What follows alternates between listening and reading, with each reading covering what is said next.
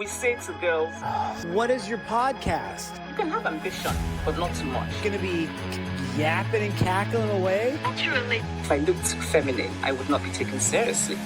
I'm just a girl. It's amazing how much you can get if you quietly, clearly, and authoritatively demand it. I'm getting cozy for this. I like a cozy vibe. I think we should foster that. Mm-hmm. The coziness of things. Everybody else has like these super intense. I'm at a desk. It's so professional, and I love that for them. But come hang out, sit down and chat with us for a little bit. Like, let's just have some girl talk. That's more of our vibe. Have a snack. Have a snack. Maybe not in the microphone, Amber. That's poor mic etiquette. Yeah. Speaking of snacks, so we just got back from conference, and this is going to be a long road to the speaking about snacks, but I want to find out from you, Amber. Are you ready? I got my cup of pumpkin spice coffee. Cute. I have my cup I'm basic like that. of water. Cute. Mm-hmm. Keep in mind, I've already had 2 cups of coffee today, so I'm like 2 cups. Am I supposed to be impressed with that? Like, I mean, that's like they're 7 this a.m. size. They're this size cups. So, Oh, okay. We're a little better. Yeah. And I usually don't have that much coffee. I also haven't really had that much food. That's not like a good healthy choice, but it's what happens sometimes. And when we're busy working, you know what? Sometimes, but yeah, you just we'll eat after the pod. We'll eat after the pod, exactly. So we just got Make a back from good conference. sandwich. And I'm curious, Amber, what do you do after conference? Because what I've seen, like I see so many people are like, they're posting their recaps, they're doing all this different stuff, and everybody's just like, go, go, go, go, go. And what do you do when you get back from conferences? Okay, so a conference for me and Bekah is like a real estate event that we go to. Mm-hmm. I highly recommend them. Mm-hmm. They're a ton of fun. But for us, it was like multiple days. We had to get on a plane. I had to cross an ocean. Mm-hmm. And it's like a lot of peopling. It's a lot of learning. If you're in Vegas, it's a little too much nightclubbing, to be honest. Wherever your conference is, you might be doing some sightseeing. So it's just a lot of simulation. Mm-hmm. When I travel, it's like different food, different sleeping arrangements, everything. So conferencing, to be honest, like I love peak life. For me, sadly, it's like a work conference. I don't know what that says about me. Well, it's because you get to see a lot of people that you love and that you appreciate and enjoy and you vibe with. So it's like it's work, but it's also vacation. Working with friends makes it all fun. Yes, I love my work family so much. So yes, it is a lot of fun. But when I get back from conference, I have learned, this was maybe my at least like 5th conference, but I've learned that I usually get sick, or just really tired. So I kind of need a day, even beyond the travel day, unfortunately. But I need like a day to not have a lot of stuff scheduled, if anything, and just kind of recover. I'm not that kind of person whose brain can like already have your social media post and your recap and your work emails caught up by the time you're like on your flight home. I'm not ready to deal with anything yet. So I need a minute. Is that what you like? Were you looking for a different answer? I feel so sane because I'm the same way. And I've noticed that what I tend to do is I try to do all the things after the conference. I try to catch up on everything. And I usually go into conferences with just this mindset of like, I'm going to do everything. I'm going to do everything when I get back. It's just going to be like wheels to the ground, go, go, go, go, go. And this year I didn't do that. And I'm usually pretty good about not scheduling appointments for the day after I get back from conference because I know that like I kind of need a day to readjust. But after this one, I didn't schedule anything for the weekend. And I just rotted Friday, Saturday. And that was such a good choice because I was able to come into Monday ready to go. And like I didn't feel, I don't know, it's like my body and my brain needed to not people after 4 days of 3 or 4 days, however long we were there, of nonstop peopling. You're sharing your room with people. It's constant. You have no time actually to yourself and you're just doing. And I was like, I'm just gonna I'm going to lay in my bed. I'm not going to talk to anybody. I didn't talk to y'all in the group chat. I didn't respond to anybody. If it's a client, that's one thing, or something that's like actually important. But as far as like socializing goes, I was like, I'll talk to y'all in a few days. And that was so good for me. And then Monday came around and I was like, all right, let's get the life back in order. So I finished all of my meal prepping today. I started it yesterday, and I actually have meal prepped everything for this week. For the first time Ooh. ever in my life, Amber, I always have aspired to be the meal prep girly and have things prepared, and I like never finish it. I may do one. Mhm. I got breakfast, lunch, dinner, snacks. I'm good to go for the rest of the week. I have all my Wow. laundry is washed. It isn't all put away yet, but it's washed. Garbage is out. I'm like, my life is coming back together. I have so much energy. And I think it's because I took those 2 days to just not do anything. And now I'm Yeah. able to come into the week and like, okay, I can do all this stuff. I don't feel burnt out. I don't feel overwhelmed. That's good. So I highly Yeah. recommend if you feel like you're overstimulated or you're super overtired, just take a day or 2 or 3, whatever you need. Yeah. Take the weekend. I think there's probably like science behind it too. We can be more productive, which by the way, life is not about your productivity, but you can be more productive if you take the time to recharge, which I am so bad at. And I think as realtors, it's not an easy job to do that with because you kind of feel like, yeah, I always need to be working because you can't always be working. Yeah. Sometimes you have to slow down to speed up. You gotta take care of yourself. And so that's what we do here.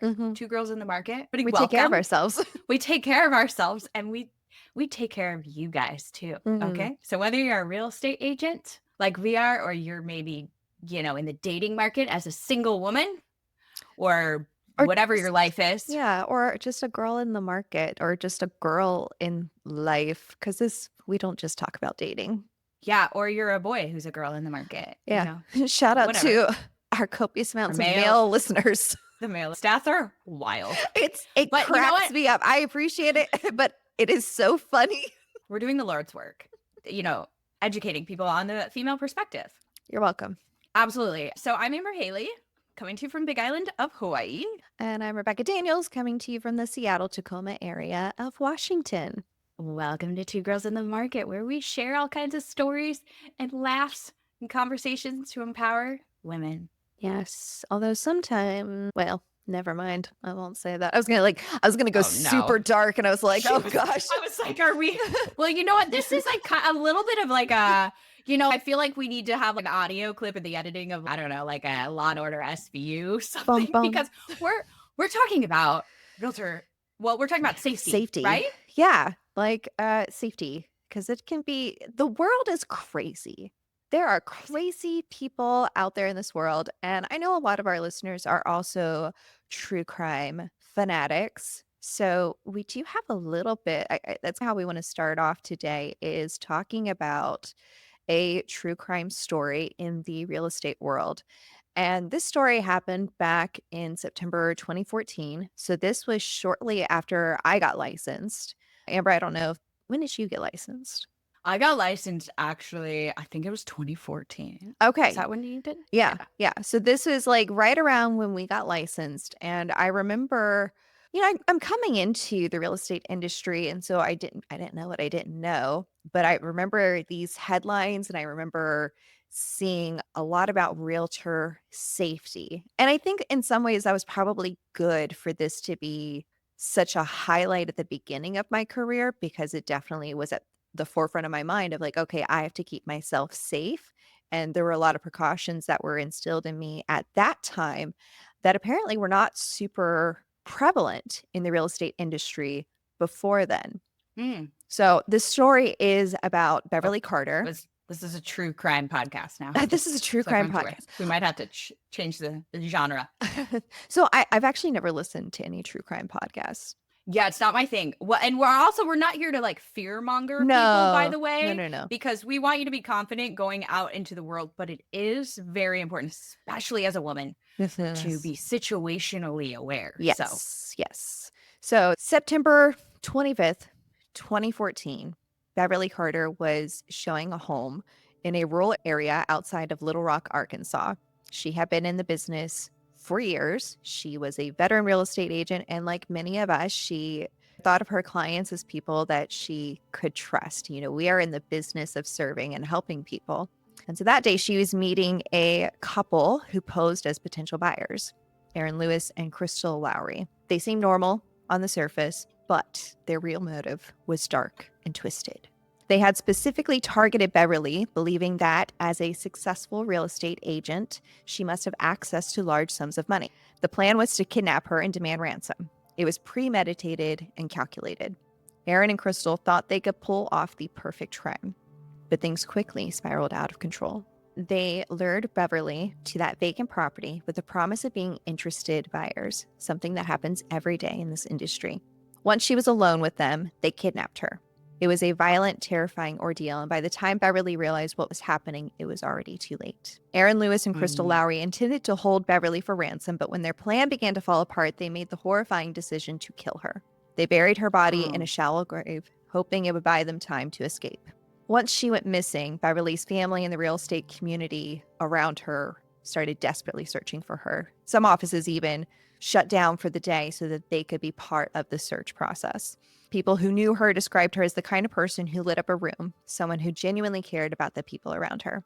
Her body was found several days later, bringing the community's worst fears to reality. Aaron Lewis was eventually arrested and convicted of capital murder and kidnapping. His partner, Crystal Lowry, cooperated with authorities and was sentenced to 30 years in prison. But even with justice served, the loss of Beverly Carter left a deep scar. Wow. This is something So this stuff is real. It's real.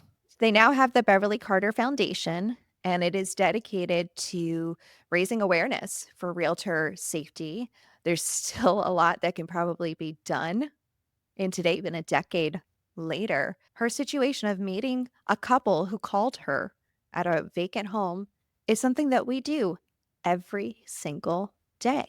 I mean, we do have to acknowledge the fact that real estate agents are at a higher risk than a lot of other professionals. In fact, I recently read a stat that said 38% of real estate agents have reported being in situations where they felt unsafe, like this in the last year. Wow. So even in the last we go year. we go and meet strangers in vacant properties, often with little to no background, and that puts us in really unique risks. So whether you're sitting at an open house or, you know, if we talk about our other market, you're grabbing coffee with a Tinder date, there are things to be aware of and honestly some really usable tips I think we can discuss so we can feel safe without feeling paranoid either. Right. It's, again, this is not meant to like be a fear-mongering thing, but be aware of the world around you and take the correct steps. So Amber, what are some of the things that you do to keep yourself safe in the real estate world? We do so much all the time on social media. I'm very cautious with tagging my location to the point where it confuses some people. If I am advertising an open house, for example, I think it's great to use the buddy system to either have a friend or a colleague with you or tell a friend or a colleague where you are, to share your location, to be very cautious if you're using geotagging. When I get story replies or different comments on social media, I can be like, oh, that's clearly a man's perspective because they'll shout out where I'm located and when they've seen me. And I'm just like, oh, they don't even realize, like, I think women are more aware of it. I don't need people to know exactly where I am. So if you are ever watching my Instagram story and you see me post a location, I am no longer there, just for the record. I think those are important things. I think that you can do quick little like screenings to the best of your ability to quickly look somebody up, like Google, LinkedIn, like quickly screen new clients, avoid meeting anybody new without at least some background. And you can be cautious on where you meet them. For real estate, I usually do the initial meeting because so many of my clients are geographically, like they're relocating. So they might even be an ocean away. I do so much of it virtually the first time. And then oftentimes they've been like pretty vetted or gone through like a pre-approval process. So it's good to do as much screening as you can. And when you're physically meeting up with somebody, whether it's a date or a client, something I've decided to, for the most part, absolutely not do in my business anymore is share a vehicle. with Mm. people. Like I would never have a date who I am just meeting or don't know very well come to my home and pick me up. They don't need to know where I live, and I don't need to be riding in a vehicle with them. No riding in cars with boys. No riding in cars with boys. No. And the same for me with my clients, which I think Mm. was an industry shift, at least in my market during the pandemic for health reasons for a lot of people. But for Mm. me, it became more and more of a safety and comfort level that I haven't really had anybody have issues with. So I often don't share a vehicle. Did you ever share a vehicle I think it was before COVID? I think it was more and more common. Like where I Hmm. live in particular, there's some really remote parts of the island. I've always worked with a lot of older clients. And I think that was more the traditional thing. Hmm. They would not, when people weren't looking, there wasn't like the Zillows and everything wasn't so accessible. So they really were just like showing up with their agent and being driven around kind of a vibe. But yes, it was like a fairly common thing in my market to share a vehicle with your clients before COVID. I don't really remember doing it that much, but it's something that I frequently saw. And it's something that, because I have so many relocation clients that maybe don't have a vehicle on island, that is still requested of me a lot. Yeah, I've only shared a vehicle with 3 clients, and actually 4. I hated the first 3 so much. No, not I didn't hate the clients, but I did not like the experience because I was like, I have to be on the entire time, and like they're relocation clients, and so a lot of times we're spending hours looking at houses, and I'm like, I need time to decompress in between each house, and I like to be able to review things, and I'm like, I can't review anything in between to bring it back to the forefront of my mind. It was not ideal. It was not Honestly, I think ideal it's at good for all. the clients to have the freedom of like speech among, whether it's like Yeah. a husband and a wife or a family or Mhm. a father and son or whatever group you're showing houses with, for them to have that time To speak to also freely. decompress and to speak freely. Yeah, Yeah. absolutely. Yeah. Well, thank goodness we've moved away from that as an industry standard. It was Yeah. not ideal. It's important, I think, to have your own transportation wherever you are at, an Mhm. ability to leave any situation at any time if you need to. Like that's really, really important, I think, just for life. Yeah. It's also important, like I briefly mentioned, to meet at busier spots with somebody that you're less familiar with Mhm. and avoid sharing exact address or location of anything personal. On social media. Yeah, on social media, or even like, I guess for me, I don't share with my clients where I live, and I wouldn't share with anybody I met like on a dating app where I live. That would be very privileged information that would only come up like much later down the road, maybe if a client turned into a friend farther down the road, or Yeah. Yeah. they've been dating someone for 6 months. I might give them my home address. Like we'll see. 6 months? No promises. This is on a need to know basis. Okay. Amber has extreme stranger danger, which I mean, not a bad thing. Yeah. What about you? Any more? Yeah, so for me, from the very beginning, I would always try to meet people either in the office or at a coffee shop before I would even show them a house, just for that safety purpose. I want to get a copy of your ID. I want to have something on file. I want people to know who I am with, and I want to get a vibe off of this person. For the most part, people understood and they were totally on board. They're like, oh, yeah, that's super smart. I was just like, hey, I want to meet you face to face before we go look at properties. It's for my safety and yours. And they're like, "Oh, that makes sense. We have no issue with that." Now that we have to have agency agreements signed before we can show a house or do anything like that, I feel like that protects us as the agents even more because you Mhm. have to have some sort of dialogue, some sort of communication, some sort of documentation of who you're with. And this is now the industry standard versus you're that weird agent who's requiring me to jump through hoops. So I think that's Yeah. I don't know that that's been part of, like, the conversation when it comes to these agency agreements or these touring agreements, but I think that is a protective aspect for us agents. And Absolutely. yeah, the other thing as technology has improved and we have all of these different things is I've used the Forewarn app to put people's name in it. I don't know if it's an app or if it's just a website, but I've used Forewarn to put people's information in to see if there's any criminal records or any of this other stuff in there. I remember one time when I moved to Washington and I was part of a team and they were very, very intense on that. You just go and meet them at the house. You just go and meet them at the house. And I was, of course, the only girl on the team. And so they're like, you have to go meet this person, this stranger at this vacant house. And I'm like, can we please put this into the forewarn app? And they kept giving me pushback on not doing it. They're like, you're just making a big deal out of nothing. Don't worry about it. Like, just go and show the house. Just go show the house. And I'm like, okay, but like, this feels super sketchy. They finally put him into the forewarn website. He had like 80 counts against him, some of them being domestic violence and other violent crimes. And they're like, oh, never mind. You don't have to go meet this person now. Because now we see, I'm like, why did it take us days to get this done? Yeah. So there's things that you can do to look people up for your safety. And again, if somebody's not willing to show you their ID, if they're not willing to have some sort of face-to-face, either meeting at a coffee shop or over Zoom, maybe that's not somebody that you should work with. Absolutely. And I think it's really important to trust your gut and your intuition, because sometimes that can really clue us in on some things. And yeah, as a woman, especially, that you got to sometimes advocate for yourself, because it's not something, if you're working on a team with all men, like it's not something that they have to face on a daily basis. Sometimes we have to move through life a little bit like we're prey a little bit sometimes, and that's just not something they can always relate to because they haven't had to. But that's the thing, is that people do target women and people do target real estate agents. These people had scouted out Beverly ahead of time. They knew that she was a successful real estate agent. They deliberately targeted her. We are on social media. We are public personas. You know, it feels, why don't you already know us? As we said in our last episode.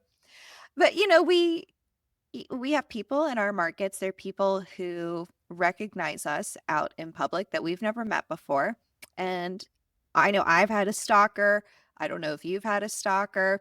These are real things that we have to deal with and think about as real estate agents and just women. No commission, even if you lose a commission that you maybe would have gotten, no commission or money is worth your personal safety whatsoever. So you always err on the side of trusting your gut. And if you are not comfortable with a situation for any reason, don't go through with it. Don't meet that client. Pass them on to somebody else. Lose the commission. And if you have somebody in leadership who has a problem with that, then you should find yourself another brokerage or broker or team leader, because you need to be your own advocate with this stuff and really trust your gut on this. I've even used precautions, not just with never posting in real time.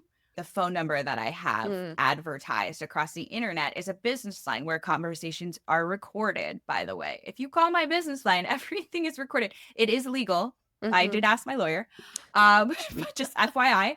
So, you know, I have very real reasons that I have done these things. And I just really think you can't be too safe. And it is really alarming the more that you realize how out there we are, especially us being on YouTube, on Instagram, on this, on that, like showing where we are for like an open house or anything like that. We are very vulnerable because of that. A couple more practical tips just when it comes to in-person interactions and dealing with people on the real estate side. When you're showing a house, have them go through the doorways before you. Make sure that you know where your exits are. Be very aware of your surroundings.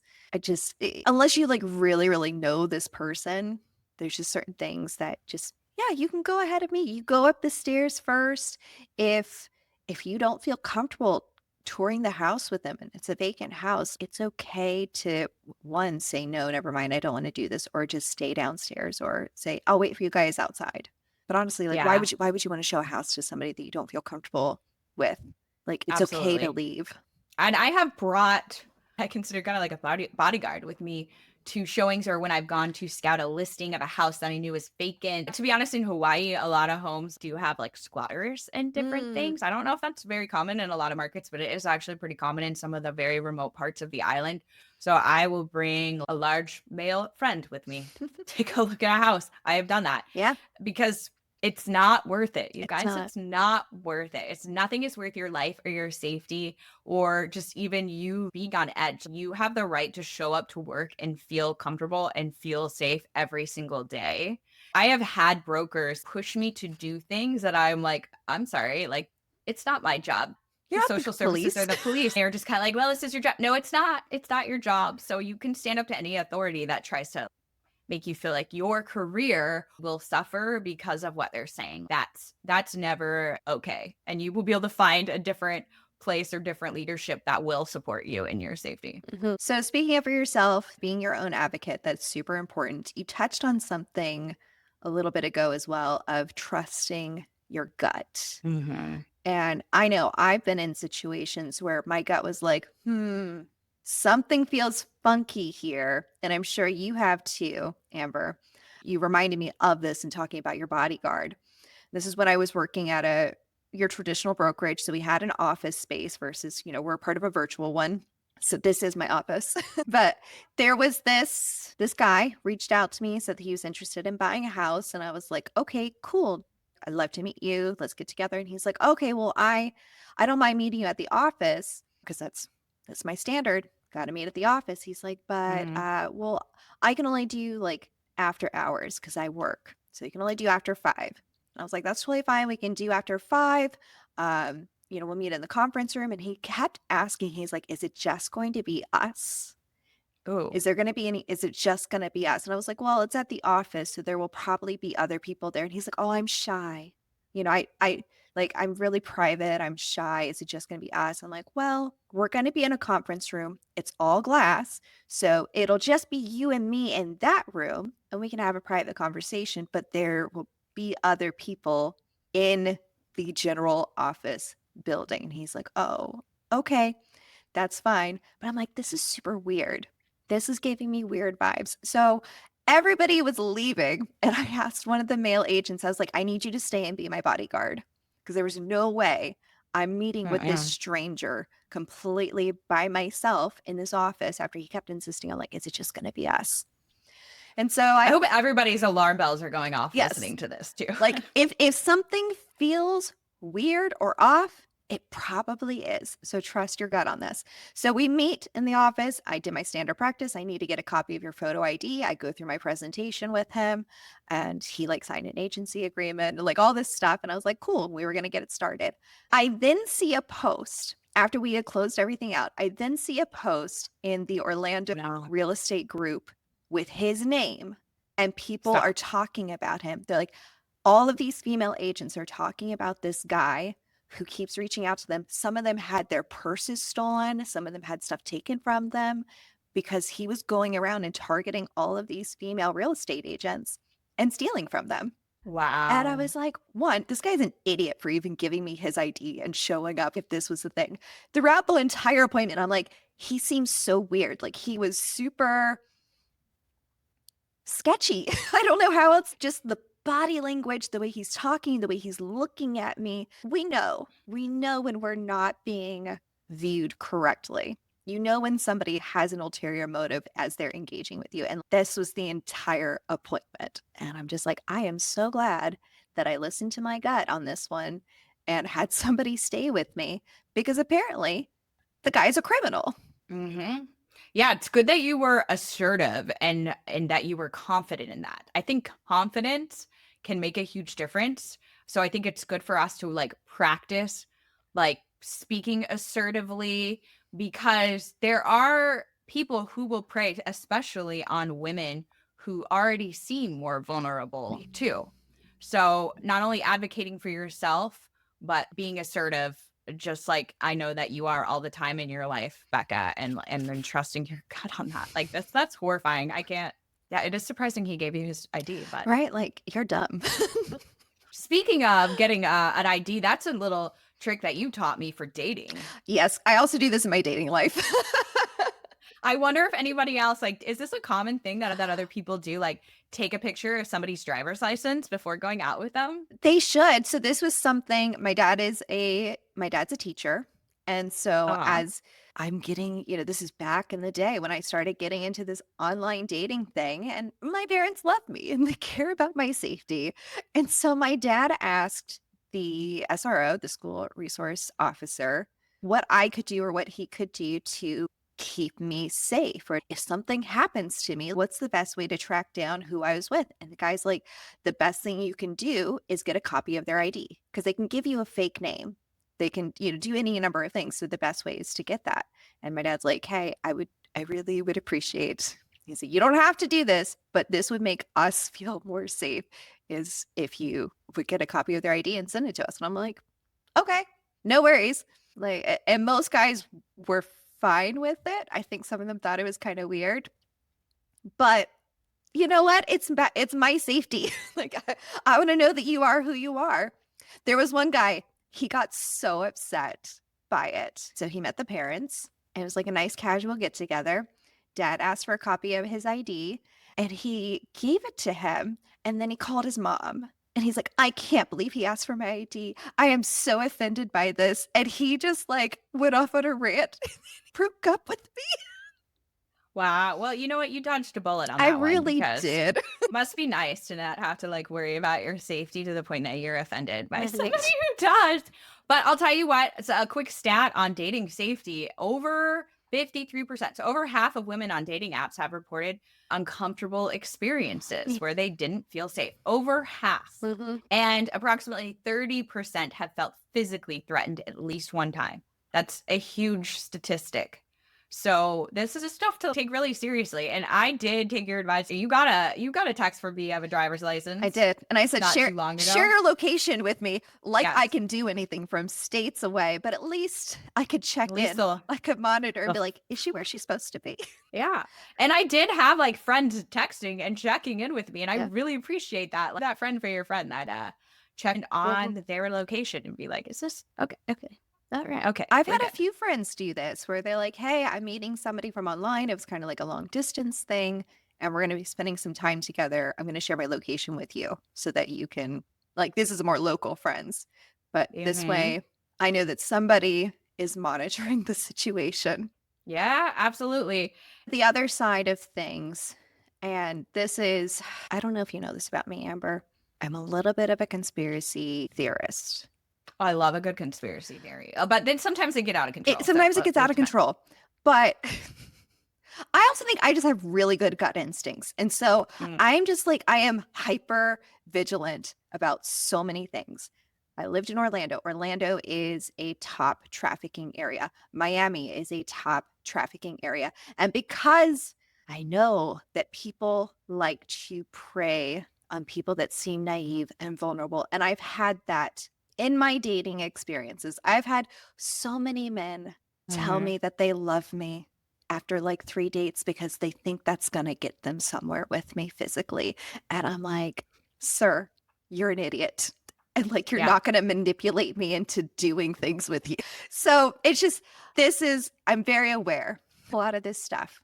So this is another realtor thing. I think it's important for women, especially in this day and age of social media, and a lot of people are becoming Insta famous. You have a lot of Insta models. You have this influencer lifestyle that seems to be very popular and it's very desired because you just see the glamour out there. This is a trap. This is a trap that a lot of young women can fall into because they want to be famous. They want to hang out with celebrities. They want to have kind of this glitzy lifestyle. And that's normal. Like, I get it. I get wanting the attention. But you have to be aware that there are people out there who will target you because Mhm. they're wanting to play on those desires and will try to sell you a lifestyle that isn't real, or it's a trap at least. So I had somebody reach out to me and they said, hey, this is Marisol. I got your information from Elizabeth. She said that you helped her sell her house and she recommended me to you. I am the personal assistant of so and so, who's a producer in Hollywood. Can I set up an appointment with you guys? And I was like, huh. But I was just like, little warning bells were going off on this. And let me tell you the first red flag. This woman was texting me from an Android. And I was like, somebody in Hollywood's not going to have an Android. They're going to have an iPhone. So red flag number 1. Very weird. But let's play it out. Let's see what happens here. And so I get connected with this guy, this Hollywood producer, and he tells me that he is producing a new reality show in Miami for real estate agents. And you know what? I could be the perfect fit for this show. And I was like, oh, interesting. I'm like, well, I'm in Orlando. So I don't know if you're wanting to buy a house in Miami or Orlando. He's like, oh yeah, I haven't decided which one I want to do, if I want to do Miami or Orlando. And I'm like, well, I can help you with Orlando. Miami's 4 hours away, so I can't do that one, but I can definitely put you in touch with a great agent. And I kept trying to set up a Zoom appointment because this is during COVID. So like everybody's doing Zoom. And he's like, oh, I don't know if I can do that. Like, I'm so busy. I'm just so busy that I don't know if I could possibly get around to doing this. Right. I don't understand why this Hollywood executive doesn't have time to do a Zoom call when everybody is on Zoom in Hollywood. But again, red flags. Be aware of your surroundings, people. So we get on this phone call and he doesn't want to talk about house stuff. He's like, oh, I looked at your Instagram and, you have some good stuff. I'd love to have you come to some of these parties that I'm throwing in Miami with, a lot of famous actors and athletes and all these celebrities. And you wouldn't have to do anything. Just, entertain them. Just wear something really cute and entertain them. I have a couple of gals who do this and they're selling a lot of real estate this way. This is going to get you some good clients. And I was like, wow. This is the ploy. I'm going to dangle these riches. I'm going to dangle the fame and the fortune in front of you. You just have to sell your body. Yeah. And I was just like, absolutely not. How many women have been targeted this way?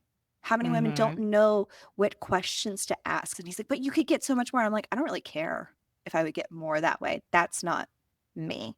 That's not the value that I bring my clients. Also, that could put you in some very, very dangerous situations as well. Yeah. Physically, emotionally, everything. What's going to protect me from literally anything happening? You have to be so aware. And just because somebody says like, oh, I'm going to bring you opportunities if you just show up in a cute dress, like you're worth so much more than that. You are so much more than your body. You have so much more value. You can build your business. You can build your brand. You can build your Instagram without selling yourself. You can build whatever your business is, whether, you're in real estate or anything else. Like you do not have to sell your body to have a presence or to have the life that you want. And on like a really practical tip, like that's a reason that I am not a fan of like in most any context, like sending pictures to people, whether that's in dating, which is kind of like another topic, or with work, where you have to be aware that those pictures on your iPhone, unless you have certain settings or remove the metadata, are geotagged. Yeah. So even something that seems way more innocent, you have to be really, really cautious and aware, and you don't need to give up those things. Give up your time, give up your body, give up your energy, give up your morals, give up anything. Like you also should be very, very careful about what you're physically or digitally giving somebody, because there's this whole digital footprint too, right? That maybe we weren't so aware of. It's so easy, especially on social media, to be so vulnerable to people. Yeah. I love that you brought that up about the metadata on the photos, because it does, if you're not aware of it, it does show your location. You can turn it off. Check your phones right now and see how much information is on them. Now, here's a little tip and trick is if you take a screenshot of that photo and you send the screenshot, it won't have that same metadata of like where that photo is taken. So if you don't want to have to like go through turning things off, just take a screenshot and send that one instead. Yep, absolutely. So that's a big one. I think that gets a lot of people tripped up today. Anyways, so you shouldn't give out your phone number because people can spoof your identity with your phone number. Yes. I didn't know that. I just don't like giving out my phone number because I don't want to clutter up my messages with all these guys from Hinge. We know how difficult. We're gonna go on one too. We know how difficult your inbox and text message admin is already with the amount of unread messages. And I don't want to keep texting Nate from Hinge when I'm trying to. We get them confused. We get which from Nate from Hinge are you, or are you the client? I don't know. So I don't know. Yes, the roster is full either way. So it's full roster problems. But everybody, be safe out there and look out for the other girls in the market. Thanks for tuning in. Bye.